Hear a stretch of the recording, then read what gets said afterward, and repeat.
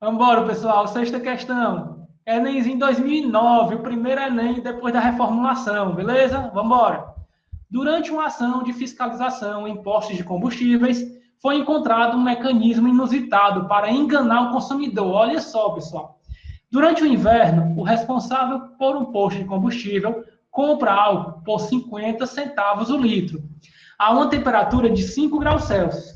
Para revender o líquido aos motoristas, instalou um mecanismo na bomba de combustível para aquecê-lo, coisa que não é necessário aqui em Souza. Por isso, dica, se você for abastecer sua moto, seu carro, procure abastecer de manhãzinha cedo, ou então bem tarde da noite, que é o tempo que o combustível resfria, e aí ele sofre um processo denominado termicamente por dilatação térmica. Quando ele resfria, ele contrai, ele reduz o seu volume. E como a bomba, para determinar o quanto você vai pagar, mede o volume de líquido que passa pelo bico da bomba, você tendo o líquido dilatado, reduzido, contraído, você vai estar pagando menos para quando esse combustível atingir uma temperatura normal de funcionamento devido ao aquecimento do motor do carro, ele vai expandir e aí você vai ter o volume normal do combustível, beleza? Então fica aí a dica, abasteça à noite ou de manhãzinha bem cedo. Uma coisa também para vocês observarem, os combustíveis eles são armazenados nos postos em tanques. Muitas vezes esses tanques ficam embaixo da terra, eles ficam subterrâneos.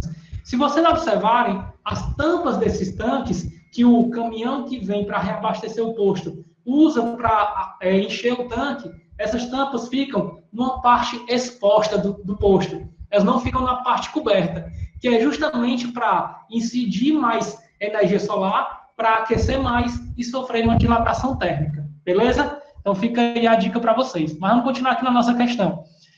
A uma temperatura de 5 graus Celsius. Para revender o líquido aos motoristas, instalou um mecanismo na bomba de combustível para aquecê-lo, para que atinja uma temperatura de 35 graus Celsius. Então, vamos anotando aqui as informações, então a gente esquece. Temperatura inicial, a qual ele compra, 5 graus Celsius. Temperatura final, a qual ele vende, 35 graus Celsius. Sendo o litro de álcool revendido a 1,60, então, pessoal, o valor de compra, não está assim, ó, o valor de compra do combustível é de 50 centavos o litro. O valor de venda é de 1,60 o litro. Então, veja que ele vai ter lucro somente nessa diferença aí, do valor que ele compra para o valor que ele vende. Já é 1,10 aí de diferença, né? O lucro por litro. Diariamente, o posto compra 20 litros de álcool a 5 graus Celsius.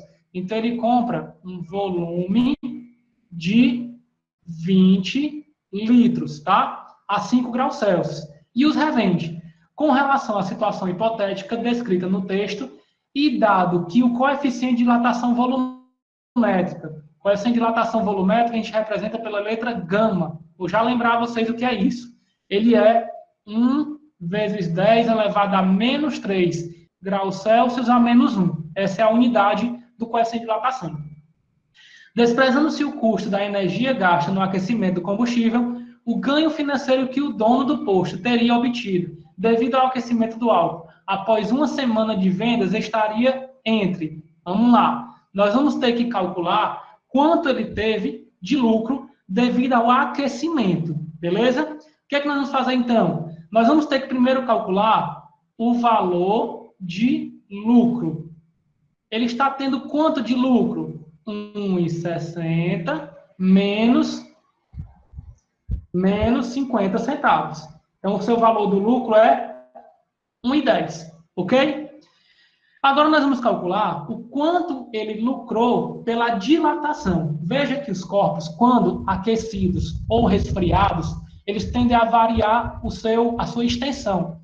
Esses corpos podem ser divididos em unidimensionais, bidimensionais ou tridimensionais. Isso para os corpos sólidos. Como se trata de um combustível, nós temos um corpo líquido. Se ele é líquido, ele vai dilatar volumetricamente. em que a dilatação volumétrica, nós vamos chamar de ΔV, o quanto variou o seu volume, vai confundir aqui com o valor, né? Então, vou fazer o seguinte, a dilatação volumétrica, beleza? Estou chamando assim, né? Então, a dilatação volumétrica vai ser calculada pelo seu volume inicial, vezes o coeficiente de dilatação volumétrico, vezes a variação de temperatura dessa substância. Veja que quanto maior for o volume da substância, mais ela tende a dilatar. Quanto mais eu aqueço essa substância, mais ela tende a dilatar. E o coeficiente de dilatação é o que determina qual substância está sendo aquecida. A água, ela dilata diferente do combustível, que dilata diferente do álcool, que dilata diferente do mercúrio, que dilata diferente de outros líquidos. E quem determina esse grau de dilatação para cada substância é o coeficiente de dilatação volumétrica. Fechado? Então, vamos lá. Quanto foi a variação de volume nesse aquecimento? Vamos ver. Nós tivemos aqui a dilatação volumétrica. O volume inicial é de 20 litros. Vezes o coeficiente de dilatação volumétrico. 1 vezes 10 a menos 3. Vezes a variação de temperatura, de 5 para 35. Vou colocar o valor direto, beleza? Pode ser? Vamos lá. De 5 para 35, 30 graus Celsius. Vamos calcular agora isso. 20 vezes 30, 600. 10 a terceira com 10 a menos 3 fica 10 elevado a 0, que é 1. Então, isso aqui é o quanto dilatou por dia. Como ele quer por semana, é de 7 vezes 600. E isso vai dar 4.200. 4.200 litros por semana. Tá bom?